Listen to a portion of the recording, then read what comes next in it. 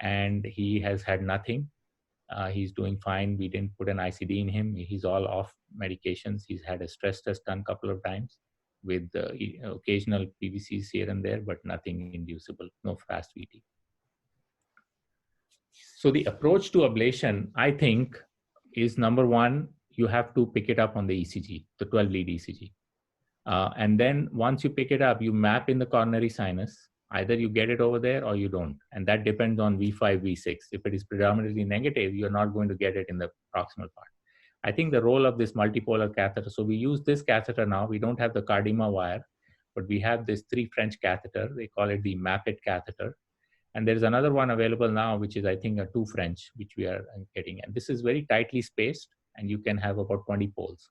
So you put it in a branch of the coronary sinus, and you will see activation pattern all the way throughout. And then your epicardial catheter can target whichever part of this catheter is the earliest, which in this case was right around here. But another interesting thing that we found by doing this is we were able to find this kind of mapping.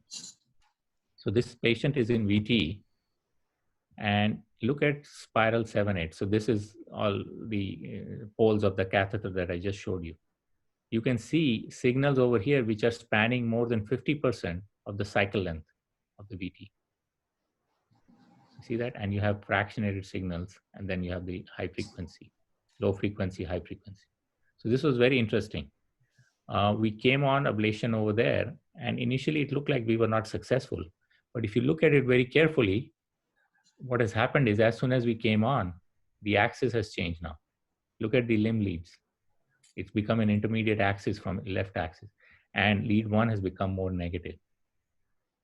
So we continued to ablate, and the wire really guided us where to go. Look at this signal over here, almost continuous. And when we terminated VT, look at the signal in sinus rhythm. Just like you would see in any structural heart disease, scar-related VT, except this patient doesn't have a scar. He probably has a just patchy scar, which was only picked up by this wire, not even picked up by MRI. And we realized we had to ablate in a little bit more larger area than we would normally for crux VT. And probably the mechanism of this patient is micro-reentrant and not triggered, because you're almost getting most of the cycle length like this. And again, STIM to QRS is going to be very long in this patient. So the key thing here was, you see this wire over here, it helped us guide. So initially we started off here when it was left axis, and then the axis changed to an intermediate axis. So again, the wire guided us because that part was still early. So we just had to go a little bit north of that to ablate this. So I think this using a multipolar 3 French or a 2 French catheter is very key in these patients.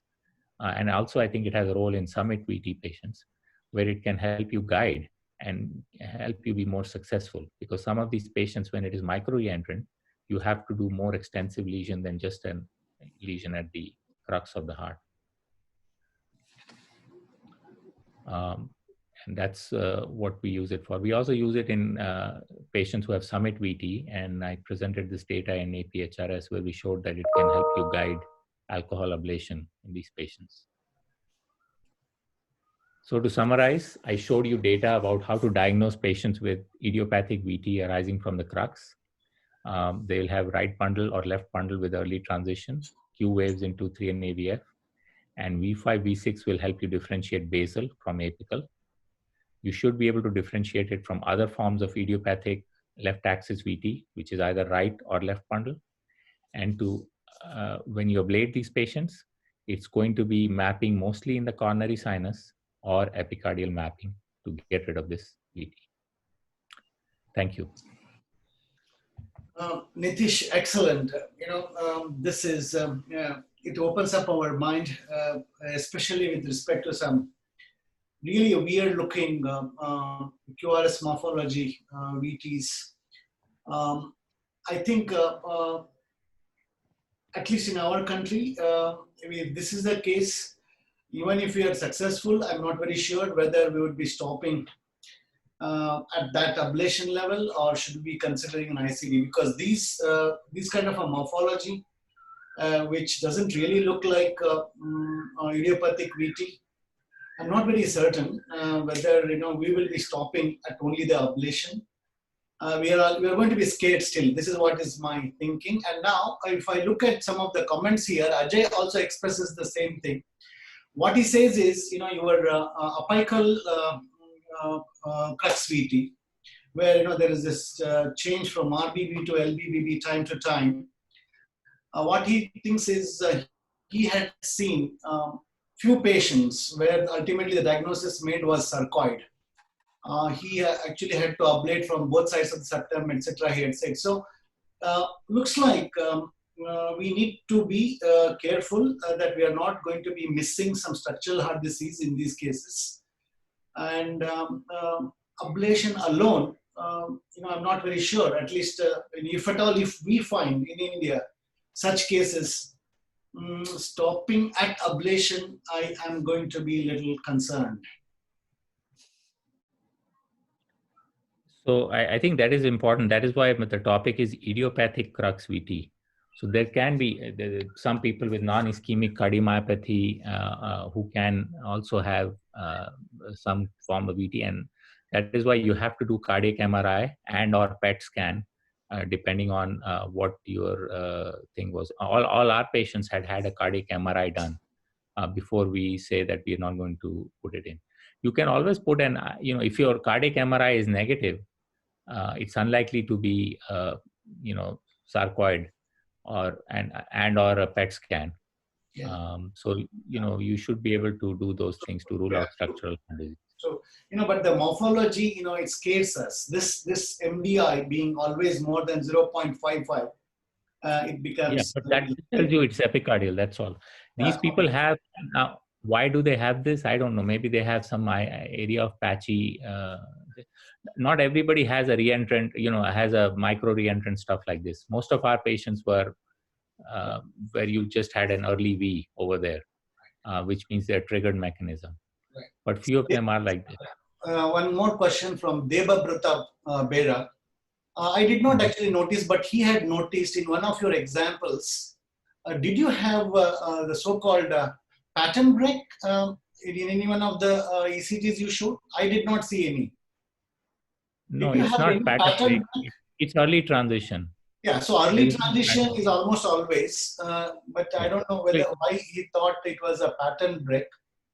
I did not get that question. Yeah, no, the pattern break is more you look for in your V1, V2, V3, which you have in patients with summit VT. Yeah.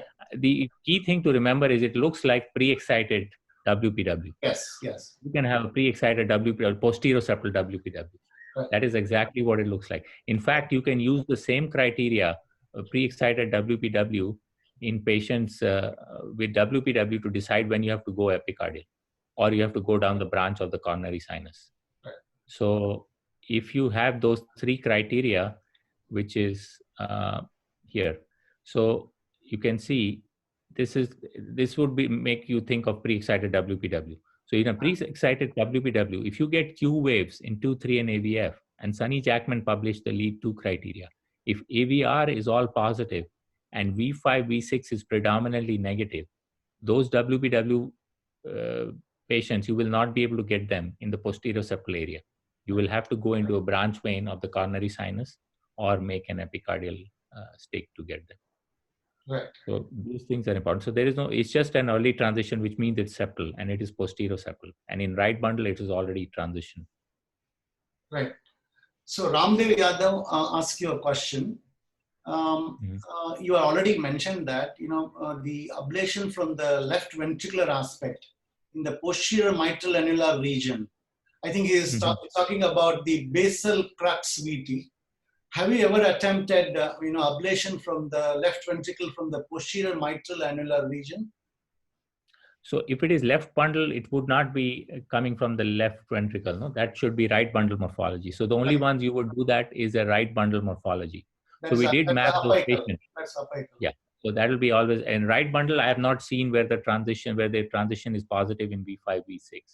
Yeah. In some patients, there is more of an R wave than this patient, like the one that I showed you, where that other one. But once it is right bundle, it is always apical. You can map the posterior septal LV but it won't be positive there. So this is the one. Yeah, this is the example that I showed you. Here you can see it's a little bit more taller in V5, V6. Yes.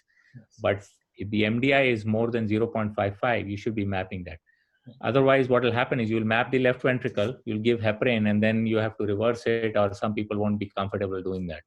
Whereas if you map the epicardial crux, then you will go straight to the left ventricle, to the epicardial puncture. Right. Anup Gupta asks you a question, which you have already addressed, but for the sake of the completion, I will take that question too. He's talking about ablating inside the CS as long as you think your catheter reaches. So yes. He's okay, in the basal crux, as you said, at the CS ons or the MCV, all right. But beyond that also, do you draw sometimes a line as long as you could get inside so as to avoid the epicardial stick? So if I show you, there were a couple of patients in our series where they had ablated in the apical crux, where they had ablated in the MCV. So you look at that, two of them, initially they were ablated, but there is a star on top of that because it came back. So initially you can sometimes transmit heat through a MCV to going down into the MCV, but if you're lucky, it won't come back after that, but you should give isopril and all that to make sure, because usually, these people are getting some sedation, then it comes back, you have to go epicardial. So you can try to do that. In our experience, when it becomes apical, wherein the V5, V6 becomes predominantly negative, it is much more lateral away from the branch. So you have to get out into the epicardium. See, you had told us about the inferior leads characteristics, which you said almost like QS in right. both the basal and the apical. But Ramdev is asking you, are there any more characterization of the inferior lead QRS morphology, specifically notching in the downslope? Does that give you clue about the location of the crux VT? No, all it tells you it is its left axis. So it tells you it's coming from the crux, but it doesn't tell you basal or apical. To know basal or apical crux, you have to look at V5, V6, because basal will be more positive and V5, V6 will be more negative in apical. But Q waves in 2-3 and AVF is always, in a patient who has a normal heart, you should never have Q waves in an endocardial exit. If you have an endocardial VT, you should not have Q waves. Right. That is just absolutely, and you use the same criteria for WPW. Right.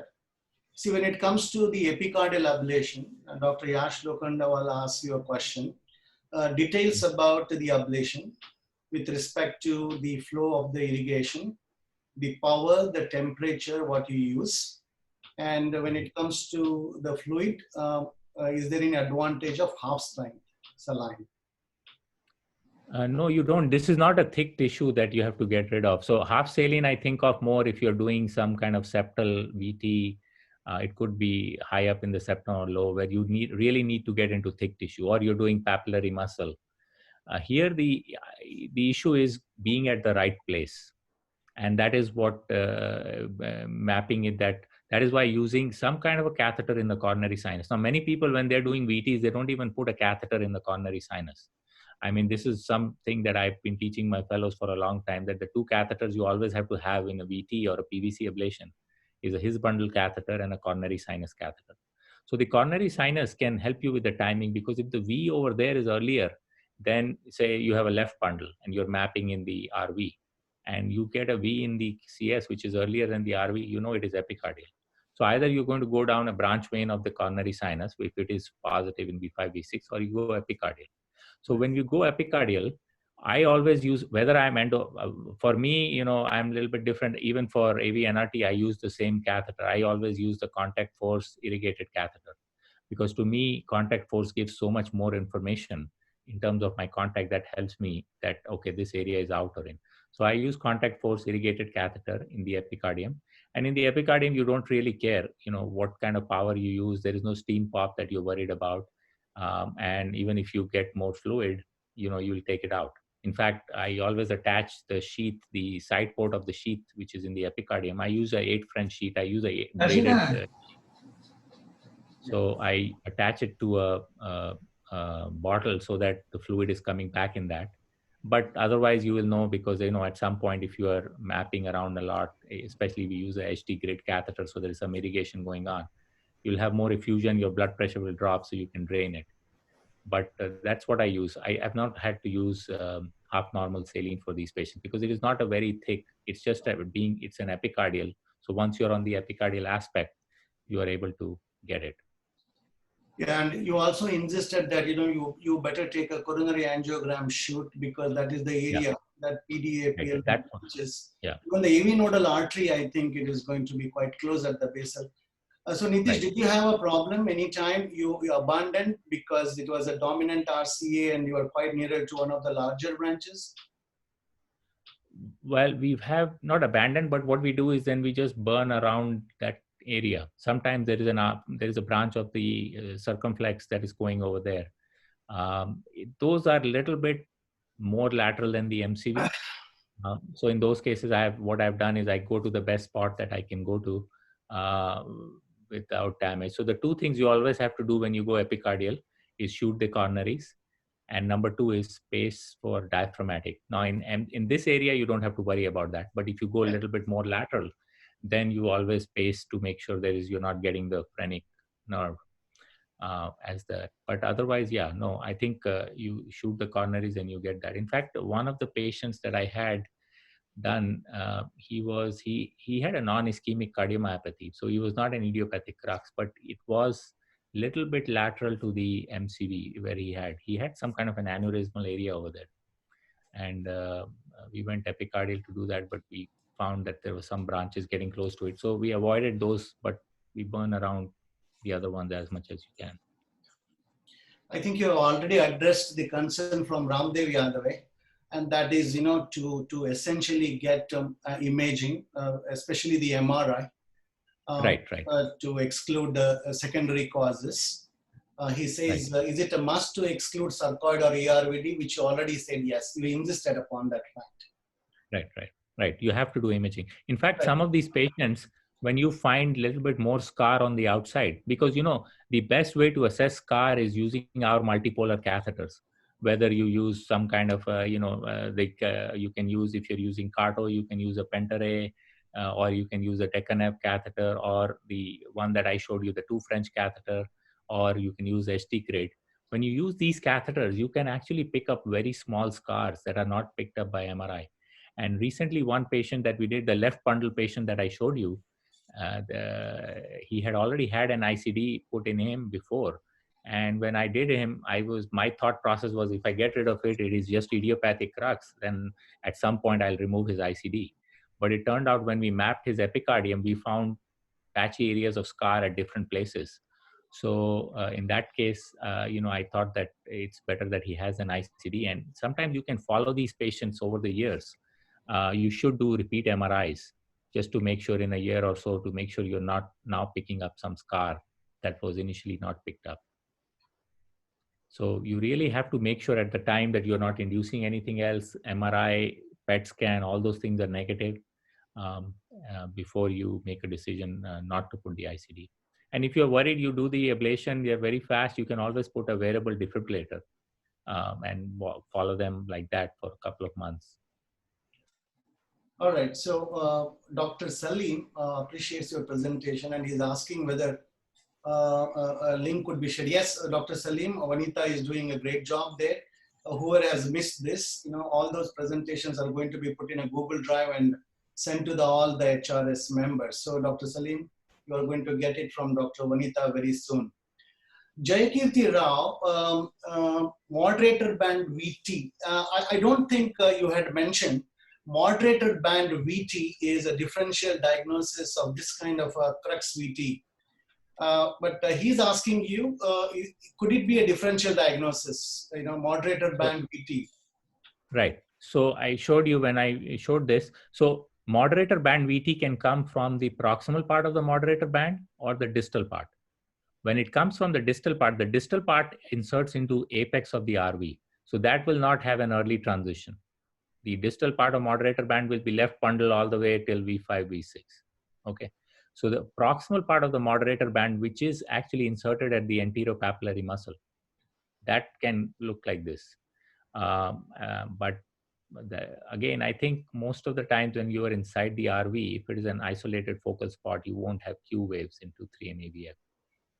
But I would call it more papillary muscle when it is in the proximal part of the moderator band. The distal part cannot give you an early transition. It will always give you a late transition. Yeah. So Nitish, yeah. Okay. Nitish, Deepak Padmanabhan has a question for you.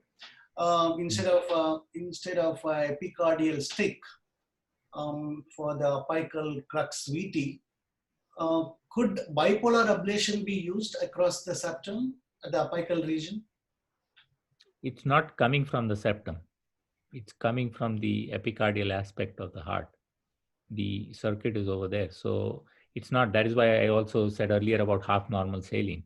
You can go and you can keep burning. Initial cases that we did, we were mapping, we didn't know that this is an entity where you have to go right, before we describe this. In fact, there was only one other case report series from Neil Kay's group where they were showing one case where they burned in the CS. So people were doing that. You can, sometimes people say, oh, it's left bundle, maybe it's coming from the other side of the septum. You can keep doing that, but it's not coming from there. So you can create scars in the septum. This is coming from the epicardial aspect. That's where the circuit is. And I showed you that catheter, which showed, that three French catheter that can record 70-80% of the cycle length in an epicardial aspect. There is no way that is coming from the septum. See, Nitish, what I understand is your basal crux VT ablation, you always do it inside the cavity, get into the proximal CS or the MCV, and you Right. probably did not have a epicardial stick. Dr. Narasimhan has an issue here. He's talking about the epicardial fat, how much it interferes with the success of the ablation in the basal crux area. In the basal crux, we've not had. We had a lot in the summit area. So in the summit VT, you have that problem when the VT comes from close to where the left main and LAD divide. So over there, we've had cases where we've done an epicardial stick and not been successful because, you have the fat over there. And then you have to decide whether you want to work with a surgeon where you can actually see it and go through fat and do that. And there you can try half normal saline and those kind of things. But over here, we have not had significant problems with that. Its main issue is getting over there. Once you get there, you are able to, like the patient that I showed you, this other one, this patient, when we did the stick, while he was awake, he was conscious sedation, we were getting his VT. Once we, put him to sleep to do an epicardial stick, he couldn't get. When we went epicardially and we burnt, he just went into sustained fast VT. I mean, anybody else would have stopped. It looked like he was in V flutter, but that's exactly where it was coming from. So this area, fortunately, most of our cases that we have done has been spared. It's just a matter of mapping in the right place, or in some of these patients, when there is a little bit of a scar over there, it can change the exit, and you really have to know how to go across, from one place to the other, which is what I showed you in this patient, this one, where this catheter helped us map, where initially we started here. Usually it is focal. You burn at one spot, you get it. But if there's a subtle change, you have to watch if you're not successful. In this case, there was a subtle change. So the focus, this whole area had a patchy area of scar. So it just changed from here to here, the exit. Nitish, you said all of your cases and you defined them as idiopathic crux VT, maybe basal or apical. And a few of the patients, underwent MRI. Ajay Naik would like to ask, even though they were idiopathic, when you did the MRI, did any MRI findings was not normal, if not very grossly, but in those areas, was there any abnormality? He's asking you. No. If the MRI is abnormal, then the scar is big enough that is picked up by MRI, then they have some patchy scar. There, if you're not comfortable and you can induce 2-3 different forms of VT, then you should, you're not dealing with an idiopathic crux. Right. Now, what I don't know is that in the long term, when you follow these patients, what happens? Do some of them, is this an early marker and then you subsequently show that? So far, we have not had any of these in the long term. We described this in 2014, anybody who has developed that. But no, all of these MRIs were normal. Right. In Yeah. fact, there were some patients where the MRI was totally normal, like this other patient, the left bundle patient. But the thing that helped us was mapping, which showed more scar. Like this patient, I was thinking would be idiopathic one spot, but he was not. He had more patchy areas of scar. Right. Okay. See, Saktivel is asking a question, but it is outside the scope of this particular topic. He is talking something to do with the Summit VTs. Vanitha and Saxena would ask some expert later on. So we'll not take that question up, but my co-moderator, Nitish Nayak, may have to make certain comments before I hand it over to Vanitha again. Nitish, you are around? Nitish Nayak? Yeah. So, I mean, you partly answered my question, the same concern that others have said that, these VTs look pretty fast. And although you showed that there is some local scar, which is not picked up on MRI. And what is the longest term follow-up you have had on these guys? Like, I mean, if after a successful ablation, we do know that sometimes, you have recurrence of tachycardias. And if somebody's had a syncope, what would be your approach? Would you monitor them subsequently with some holters or something, or they just go back? Would you want a follow-up MR or something in these patients after some time? Yeah, I usually do MRI on these patients in a year again to repeat the MRI. Now, if somebody is implanted an ICD between the first MRI and the second, then you have to be in a center where they are comfortable reading the MRIs despite an ICD, because it creates a lot of artifact. But we have long-term follow-up. We have patients from 2013, 12, 13, up till now who have not had. One of the patients, I think, later on came back, but they come back with other things, if their ejection fraction will start going down, if it is a marker of that. But apart from that, all of the other patients I have not had. So initially, when you do it, you're always worried, you got it, whether something else will come on. You will be able to tell in the lab. You have to be very aggressive in inducing, and you should use a lot of isopril because these are isopril sensitive. To make sure you're not inducing anything else. But you can always put a vest on these patients for a couple of months and to reassure you that nothing else is happening. I always stress them, do a stress test on them of drugs to make sure they can't induce anything, because this always comes on with exercise. That was my second question, that would you perform stress testing as a part of regular follow-up? Yes, VTs, definitely. in general, I mean, in such sort of VTs. Right. Because you said they're like all this, like somebody was dancing and she had a VT issue. Right. So that is how you know that you have gotten rid of it and that they are comfortable. Before this was described, people were all, anybody who will see very fast VT and then syncope or something, even if EF, everything is normal, they put in an ICD. But ICD will just keep going off. Most of them don't respond well to drugs. You can try, you can put amiodarone to everybody. But I think this is one form where everything else is normal. You can cure it with ablation. It's just a matter of picking up where you think it is coming from and ablating at the right spot. And you can avoid, some of these patients are young, between 50s and 60s, 50 to 60. So. All right, so great. Now, again, there's again the same concern, again expressed by Dr. Ajay Nayak. You see, such kind of VTs, rapid VTs, looking a little abnormal. They do not really look like idiopathic, but well, you ablated successfully. But his question is, now that you are committed only to the ablation and you are thinking it is successful, he wants to know from you, what is your endpoint? How aggressive is the reinduction testing protocol after ablation? He would like to be very, very sure you are not going to give an ICD. So what are your protocols of success? So most of these patients who have sustained fast VT, they are very, very easily inducible. because they require any kind of sympathetic surge. These patients are these are not patients, who are coming electively from home. I get one episode every 6 months. When this comes on, it almost comes on as a VT storm. So you got it because they will keep having runs. The only time in the lab is when when you do your epicardial stick. If you have to intubate them for that, then it becomes quiet. But you can easily give isopril and induce. You can give epinephrine and you'll be able to get the runs.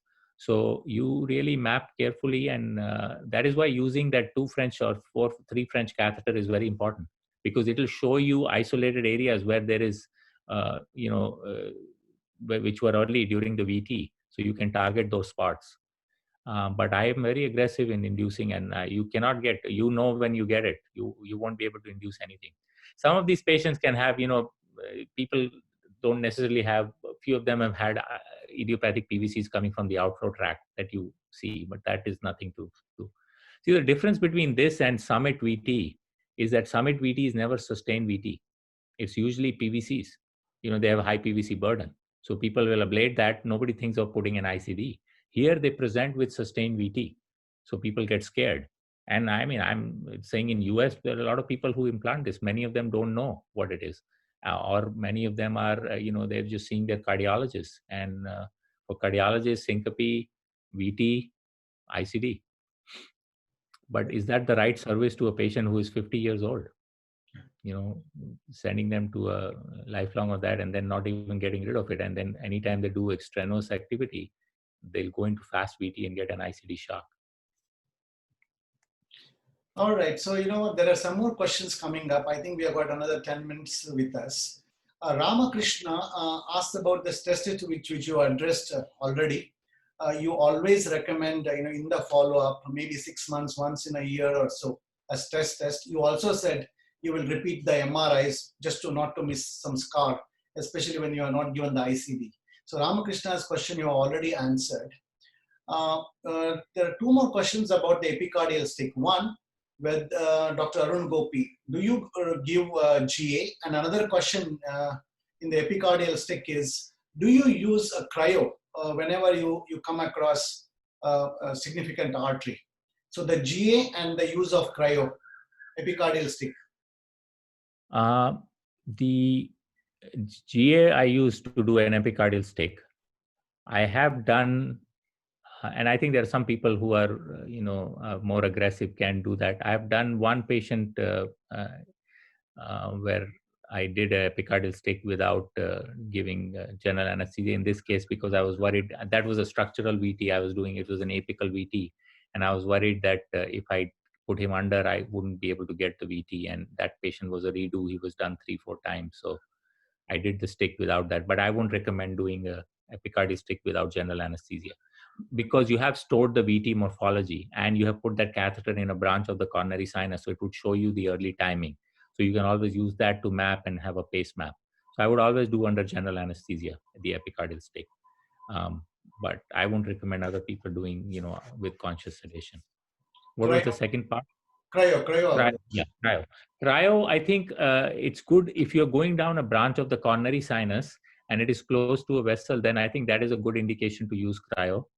I have not used it epicardially because I usually use the contact force the catheter. But if you are very close to if you're very close to a branch vein, then you can think about using it.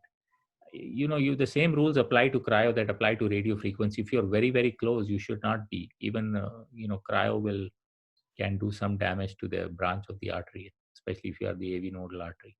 You then have to be away from it. You have no choice.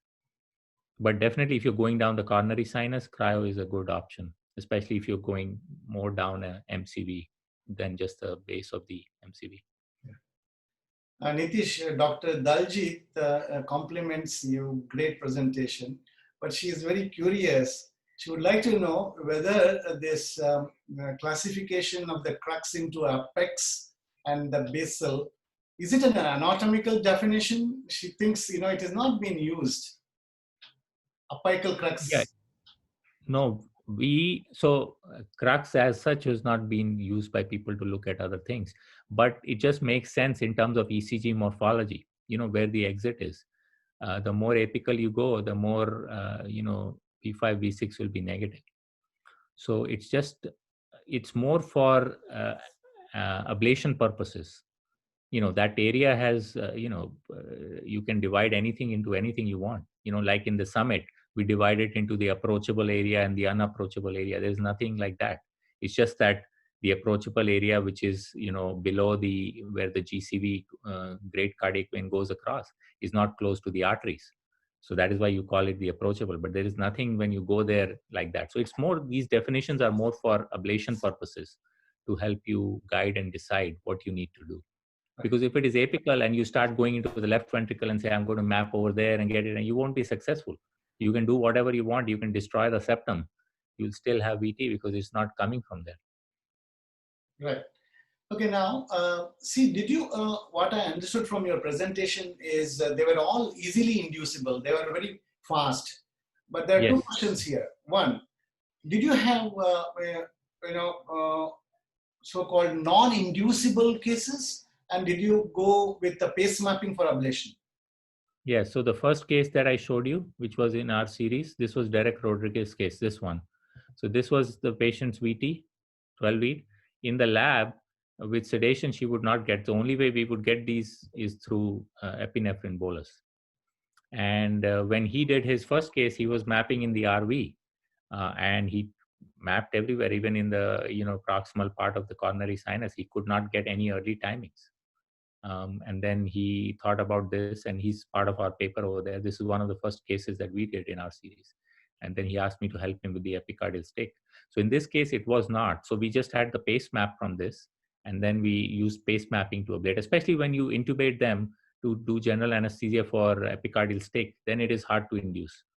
So then you have to use that. And so in this case, this is what we used. This is the pace mapping that we used in the case. This was the PVC, this was the epicardial site, and you can see both the proximal and the mid MCV, none of them look like the VT, except only the epicardial does. See, Ramdev Yadav wonders whether basal crux VT is in general slower than apical crux VT. You did not mention that. No, that is not true. I can show you the data because we have the cycle length over here. Let me show you from the paper. Yeah, so this is your apical crux, right? And this is the cycle length should be here. These are the cycle lengths. So, 200, so that's 300 beats a minute. So let's look at the basal before this. So this is the basal cycle length. Yeah, I mean, some of them are slow, but there are patients who have 240, 260. All right, but there may not be any kind of a mechanistic explanation for that. I don't think, I think these people just generally, where this arises from, they present very fast and they are triggered or they're micro reentrant in our experience. Excellent, Nitish. There were so many questions. You have patiently answered all of them. Wonderful. It was my privilege, Nitish Naik's privilege, and it's the IHR's privilege to have you. You are an expert in this crux VT. Now I ask Vanita to take over and then give some final comments. I would say it was an excellent presentation and excellent moderation. I really enjoyed it, and I'm sure everybody else has also enjoyed it. Thank you so much, Dr. Nitish Budhwar. It was a pleasure having you here. It was really amazing. Thank you so much. You're welcome. And I'm sure we can do this something like this again, in very near future, of course. Yeah, sure. Yeah, Dr. Saxena is there. Dr. Saxena, would you like to say a word? Yeah, thank you so much, Nitish. It's been wonderful, and thank you so much for being with us. It's been truly amazing. Thank you so much. You're welcome. Okay. Thanks. Take care. I'm signing off now. All right. Thank you. Thank you. Last. Bye, everybody. Nitish, bye. Take care. Bye. No, bye. Thanks. Thank you, Dr. Ulas. Bye. Saxena ji, namaste. Take care. Bye-bye. Thank you. Bye-bye.